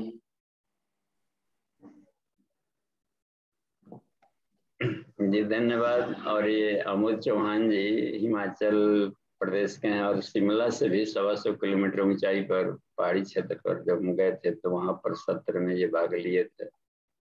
तो ये पहली बार यहाँ पर आए हैं। वहाँ के किसान हैं, रूरल एरिया से जुड़े हुए, गोपालन से लेकर के, और उधर के क्षेत्रों में तो कुछ गुरुदेव की प्रेरणा है कि पूरे विश्व में जितने भी हैं और जिनके भीतर श्रद्धा है उनको एक डाकिया की तरह जिनकी मांग हो तो निमित्त मात्र बनाकर भेजते हैं। और आत्मीयता बड़ी चीज है। बेचारे आकर के यहाँ देखते हैं काफी कर्मयोग में उनकी रुचि है और पूरा लाभ ले रहे हैं। जी धन्यवाद। जी अब आदरणीय राधिका देवी दीदी अपना अनुभव शेयर करेंगी। जी दीदी। गुरु जी को प्रणाम, सभी साधक जी को प्रणाम, ऋषि सताओं जी को प्रणाम। मैं यहाँ आकर आनंद नगरी में बहुत उल्लास आनंद में रहती हूँ और यहाँ का जो मुझे ज्ञान मिला उतना हम शांति के लिए भी नहीं समझे। जितना यहाँ मुझे प्रेरणा मिला, अनुभव मिला, मैं बता नहीं सकती हूँ, लेकिन मुझे अंतःकरण में सब जीवन उतारती है। हम गुरु जी के रूप में देखें, आपको गुरु जी हम कहते हैं, क्योंकि गुरु जी से प्रेरणा बहुत मिलती है हमको। और मैं आसन भी करती हूँ। आसन में 2 आसन है, मुझसे नहीं होती है। एक शीर्षासन और दूसरा नीलासन, और सब करती हूँ। यहाँ मुझे बहुत आनंद मिलता है और सब जैसे कि जैसे शांति को जैसा यहाँ लगता है। और बुद्धि प्रेरणा तो बहुत है, इतना मैं नहीं कर सकती हूँ।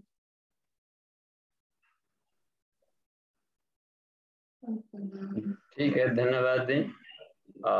भक्ति भाव प्रधान है, श्रद्धा है, भगवान को श्रद्धा पसंद है। कहीं भी रहे गुरु जी को अपने हृदय में बसाए रहे और निरंतर अपने गांव के लोगों को लाभ देते रहे, परिवार के लोगों को लाभ देते रहे। जी धन्यवाद। जी बाबू जी, अभी एक हैंडल है सुभद्रा दीदी का। हाँ खोलिए। जी दीदी, आप अपने आप को अनम्यूट कीजिए।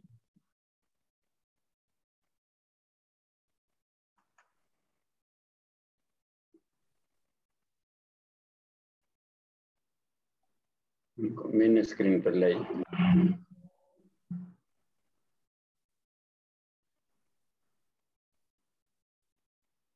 सुभद्रा आप अपने आप को अनम्यूट कीजिए। दीदी शायद अनम्यूट नहीं कर पा रही अपने आप को।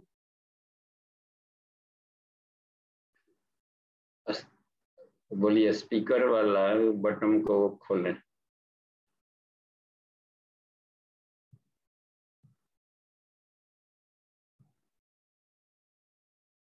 हाँ जी दीदी बोलिए, आपकी आवाज नहीं आ रही है तो आसपास कोई हैं परिवार के लोग तो उनसे खुलवा लीजिए। उसको स्क्रीन को टच करेंगे। अब बताइए कैसे खुलता है उनको। अब खुल गया, देखिए दिख रही है, दिख तो नहीं है, चेहरा दिख रहा है उनका स्क्रीन में। बोलिए। नहीं, आपकी आवाज नहीं आ रही है दी।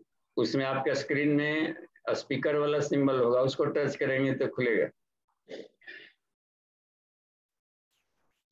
जी आप अपने आप को अनम्यूट कीजिए। मैसेज आ रहा होगा, उस मैसेज में। हाँ, वीडियो भी बंद हो गया। अब वीडियो को नहीं छूना है, छूने पर बंद हो जाता है। ये दूसरा, ये नहीं है, ये सुभद्रा दी का फोटो नहीं है।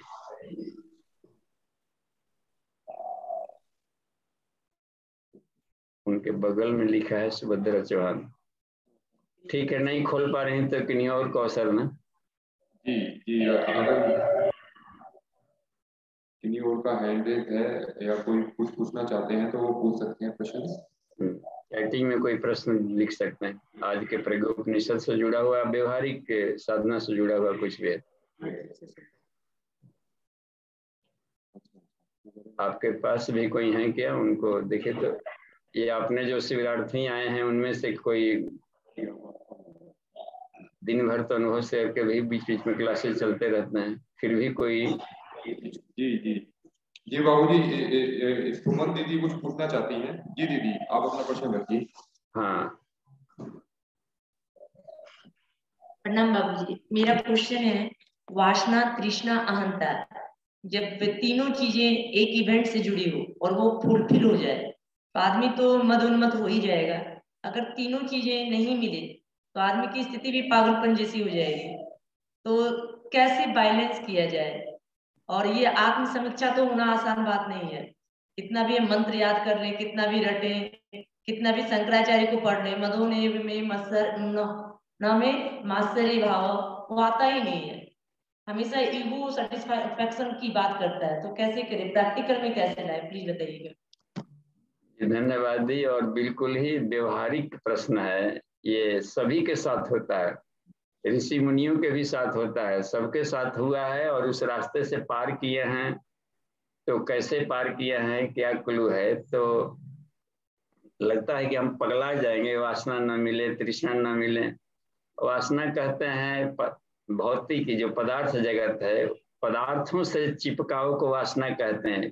तो पदार्थ तो चाहिए ही चाहिए, लेकिन चिपकाव नहीं चाहिए। तो इसी तरीके से तृष्णा कहा जाता है, हा जो होता है ना, कोई चाह है, इच्छा है, पूरा नहीं होती है, संबंध परक बन जाता है। जैसे कि पुत्रेषणा, त्रि प्लस ऐषणा, तृष्णा होता है। तीन तरह के भूख ऐसी है जो कि मिटती नहीं है जल्दी।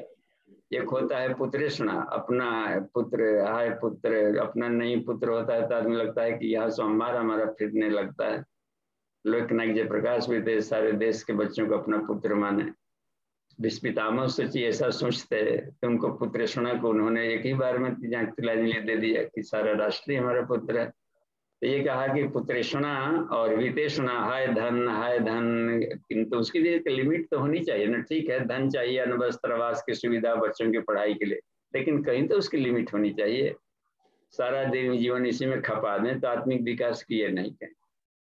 तो न देने न ते ही रह गई कि धन का की भूख है जो, तो ये सब। और एक होता है लोकेशना, समाज में अपना जस फैले, चाहे योग्यता हो या ना हो, अपना जस फैले। जो बेचारा जो डिजर्व करता है उसको भी देखकर ईर्ष्या द्वेष होने लगती है, उसका पैर खींचे, क्या करे, प्लानिंग करे, उसको ये करे, रुकावटों को। तो ये जो लोकेशना भी है बहुत ही खतरनाक, ये सब तीनों है। तो अब कहते हैं कि ये पगला नहीं जाएगा, ये पागल बना देता है, आदमी को, जीवन को नष्ट कर डालता है। तो ऋषि मुनि लोग को भी अपनी होते हैं आप महत्वाकांक्षाएं, ये करें तो अपनी इच्छा को ईश्वर की इच्छा मिला देंगे तो आसानी से पूरा होता है। तो साधना जो की जा रही है भीतर में, तो ये मना ही नहीं करता है। तन्मात्रा साधना एक ऐसा आएगा मनोमय कोष में जो कि और सुविधा दे देता है, संसार को भोगने का तरीका, आनंद और बढ़ा देगा। वासनाएं को उन्होंने रूपांतरित कर देता है अखंड आनंद में। आनंद के लिए न वासना के लिए तरफ जाया जा रहा था, तो वो तो खंडानंद था। जब तक से वासना सुख ले रहे थे तो लगता था कि धरती पर स्वर्ग है, और क्षणित खलित गलित और अपनी शक्ति को छीन कर बैठे, तब पता चलता है कि हमने कितना खतरनाक काम कर दिया। तो वो आनंद किस ढंग का जो अपने को कमजोर बनाता।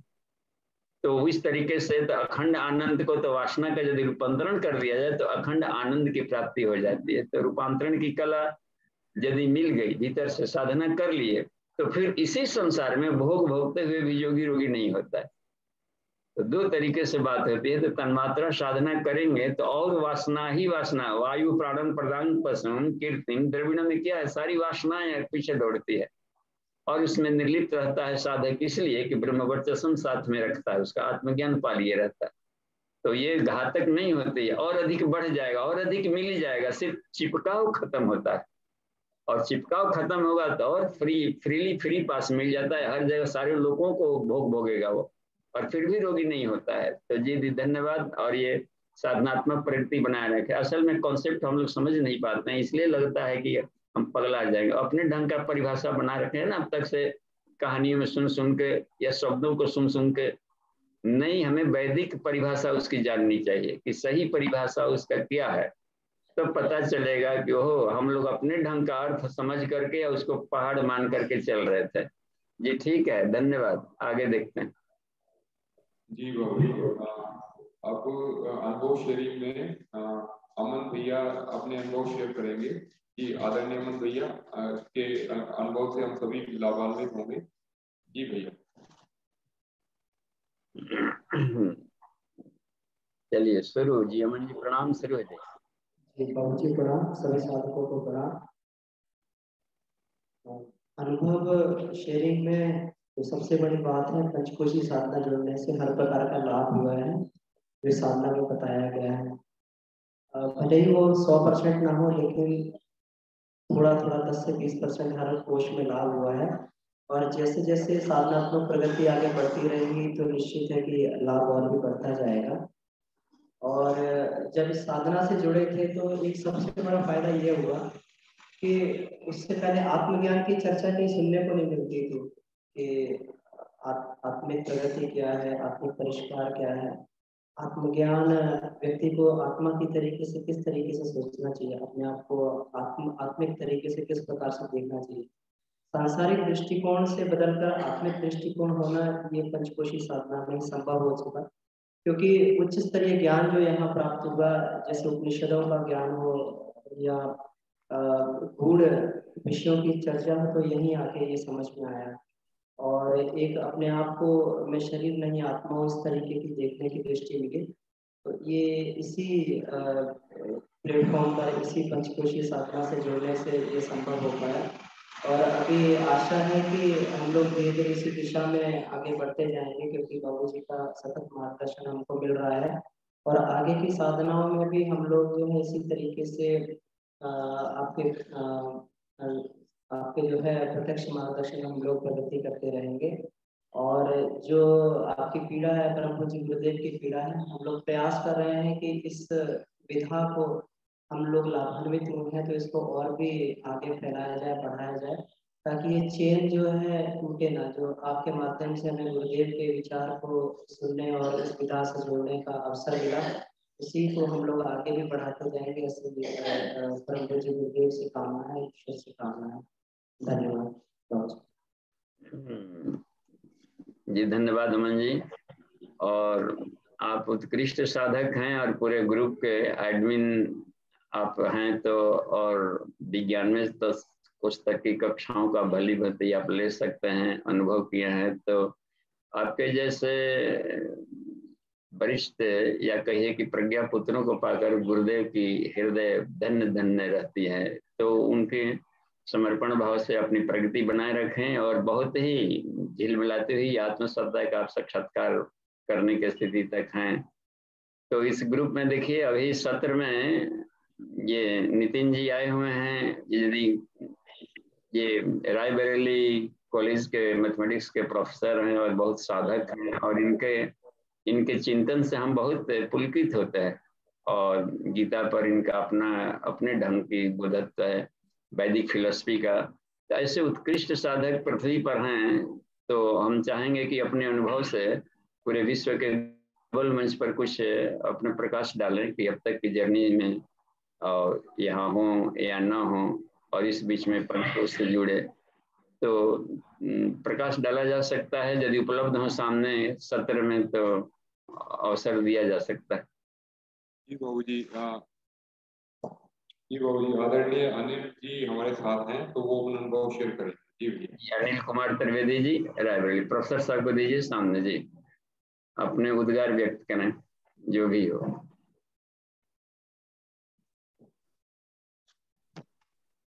प्रणाम बाबू जी, सभी को प्रणाम। अक्टूबर महीने में जो नवरात्रि थी, तो उसमें यहाँ आने का सौभाग्य मिला साधना सत्र में। उसके बाद पहले से ही एक आकर्षण तो था ही, लेकिन यहाँ पर जो प्रैक्टिकल एक्सपीरियंसेस हुए, यहाँ पर जो हम लोग की दिनचर्या थी, उसके बाद जो विचार मिल रहे थे, जो भोजन हम लोगों को मिल रहा था हमारे कल्याण को ध्यान में रखते हुए, इन सारी बातों से जो शरीर पे जो प्रभाव पड़ा और जो आगे कुछ करने का हम लोगों ने संकल्प लिया उसको फिर हमने फरवरी महीने तक पूरी निष्ठा के साथ की।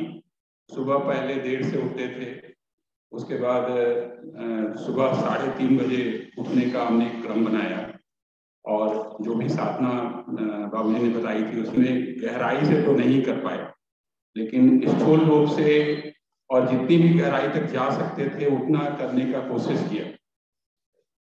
उसके बाद फिर फरवरी महीने में आना होगा तो उसमें कुछ और गहराई बढ़ी और अभी तीसरी बार जो है ये चैत्र नवरात्रि में भी हम लोग यहाँ पर आकर के शामिल हुए हैं।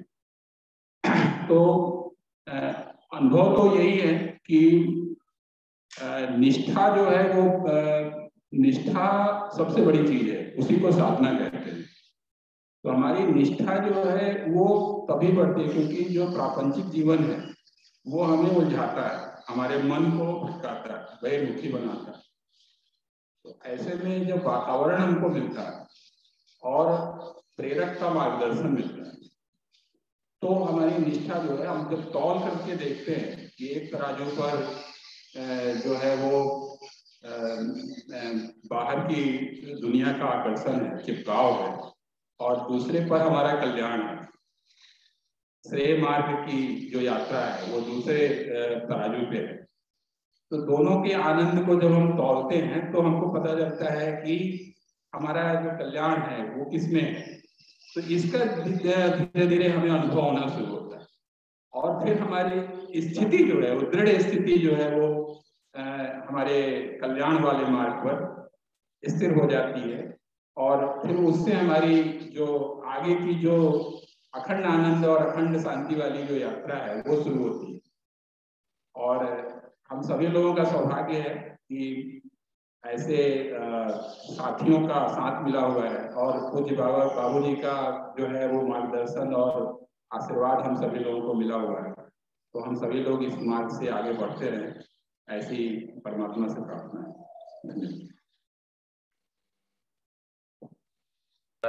जी धन्यवाद सर जी।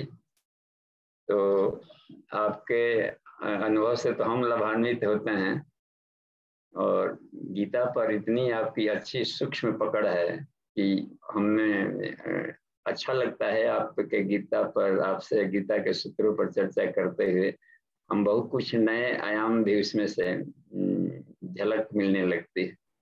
आपके साथ में देखिए हरिकेश जी का है, तो हैंड रेज है, खोल सकते हैं तो उनको खोलिए और इनके बाद में हम चाहेंगे अनुज तिवारी जी भी अपने अनुभव दें। तो पहले इनको हाँ हैंड रेज है, इनको खोला जाए। हरिकेश जी को देखिए। जी भी आप अनुभव है, आप अपना प्रश्न रख सकते हैं।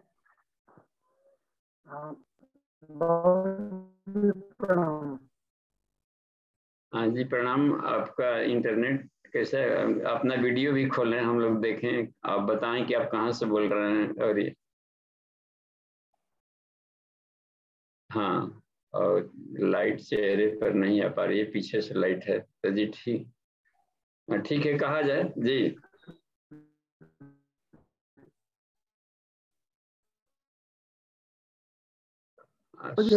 से बोल रहा हूँ।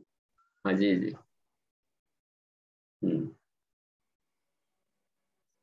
हाँ जी ठीक है। बोल रहा हूँ और आपसे यहाँ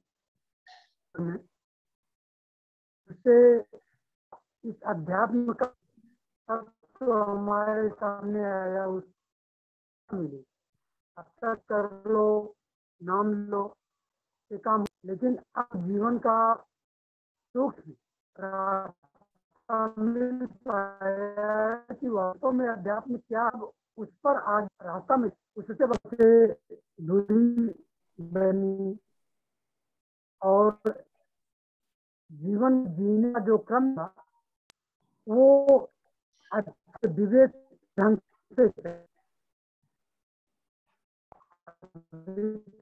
तो बहुत मतलब तो रास्ता मिला है, उससे सही रास्ते पर है। आपके मार्गदर्शन में जो चीजें मिल रही हैं वो अपने अंदर जो उसको दूर मिल रही है। आपकी आवाज साफ जी ठीक है, लगता है कि इंटरनेट थोड़ा सा स्लो है बैंड, तो लगता है कि कुछ भाव शब्द सुनाई पड़े हमें। तो ठीक है, पूज्य गुरुदेव को के पद चिन्हों पर उनके अनुशासन में अपनी साधना बनाए रखें, जहाँ भी रखें आप सूर्य चंद्रमा की तरह चमकें। जी धन्यवाद, प्रणाम। बाबूजी चैट बॉक्स में एक प्रश्न आया है, हाँ तो पढ़ा जाए। ईश्वर जी का है। ये पूछते हैं कि ब्रह्मचर्य का मजबूती से पालन करने के लिए स्टूडेंट को कौन कौन सी बातों का ध्यान रखना चाहिए, और योगा प्राणायाम बताएं जिससे विशेष लाभ हो। मैं बहुत प्रयास करता हूं लेकिन हो नहीं पाता है। जी बाबू। देखिए, उसमें एक तो है कि हमें अपने स्टूडेंट्स की गरिमा को रोज याद करनी चाहिए। एक तो हम कहाँ पढ़ रहे हैं, क्यों पढ़ रहे हैं, कहाँ एडमिशन लिए हैं, घर से इतना दूर आए हुए हैं या पढ़ने के लिए, और अभी इस फैक्टर में जिस क्लास में पढ़ रहे हैं, जिस सब्जेक्ट को लिए हैं, इस विषय को यही देवता कहलाता है। अपना जीवन लक्ष्य ही देवता है। जीवन लक्ष्य को देवता कहा जाता है कि अपने जीवन का हमने क्या डेस्टिनेशन बनाया। तो उस लक्ष्य को प्राप्त करना, क्योंकि अच्छा ही लक्ष्य बनाया गया होगा, तो सभी अच्छाइयाँ ब्रह्म है। तो उस अच्छाई को चरना, उसको पाने के लिए हम क्या कुछ कर सकते हैं, अपने लक्ष्य में आगे बढ़ने के लिए हम क्या कर सकते हैं। तो उसमें चूंकि सभी तरह का लक्ष्य शरीर से ही पाया जाता है, बस बॉडी से। तो गुड हेल्थ रखना स्टूडेंट लाइफ में बहुत जरूरी है। एग्जाम है, कभी कुछ है, कभी ये है, तबीयत खराब हो जाएगी तो साल भर का करियर खराब होना। तो अपने हेल्थ पर तो पहला ध्यान देना होता है हमें, बस।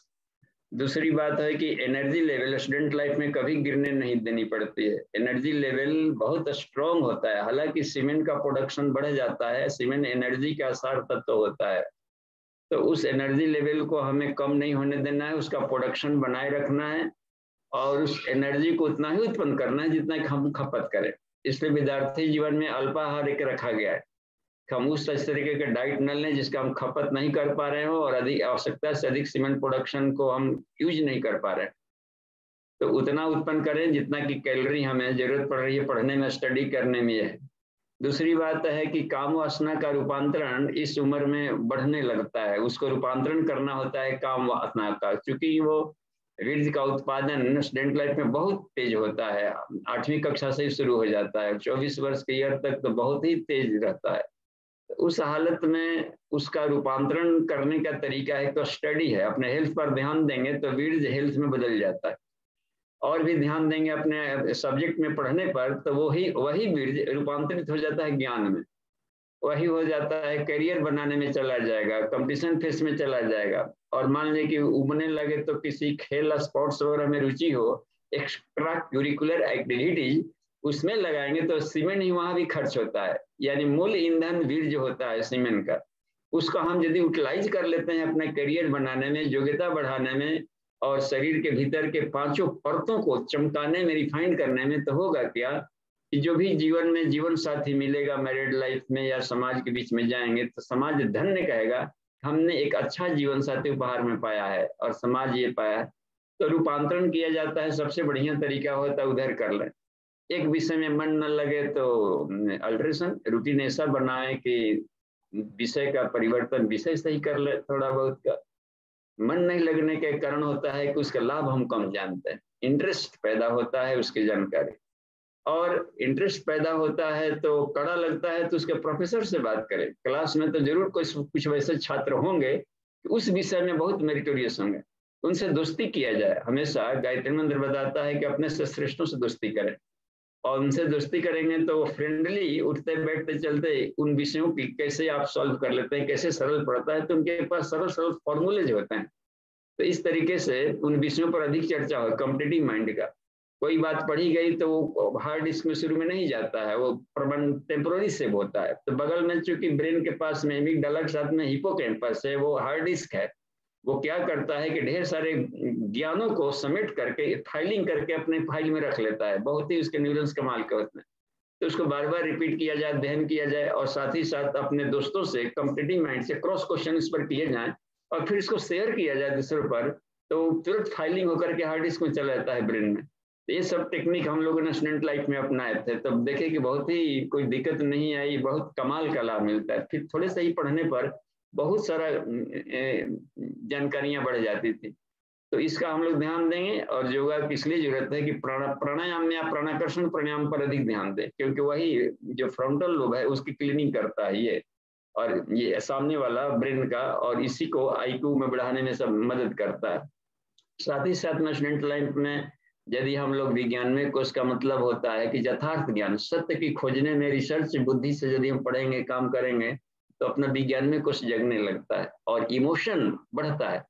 जैसे जैसे विज्ञान में कुछ बढ़ेगा तो भाव संवेदना आएगी, यानी जूनियर स्टूडेंट्स हैं उसके प्रति छोटे भाई की तरह अपना भाव संवेदना आएगी, और उसको अनावश्यक रैगिंग के भाव नहीं आएंगे।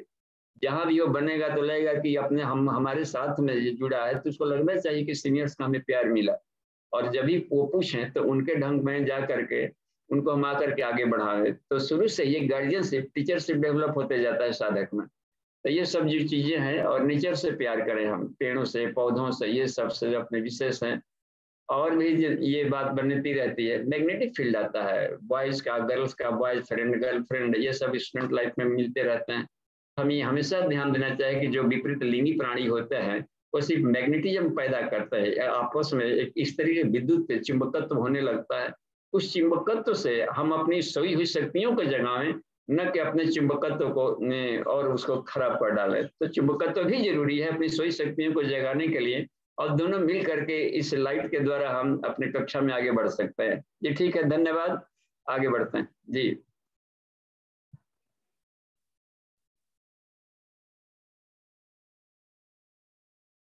एक और भी बात हम बताना चाहेंगे नितिन जी, कि जिससे होता है ना काम शक्ति के रूपांतरण के लिए ये पंचकोशी साधना, साथ में कुंडलिनी जागरण बहुत जरूरी है। तो गुरुदेव के 2 साहित्य काम आएंगे।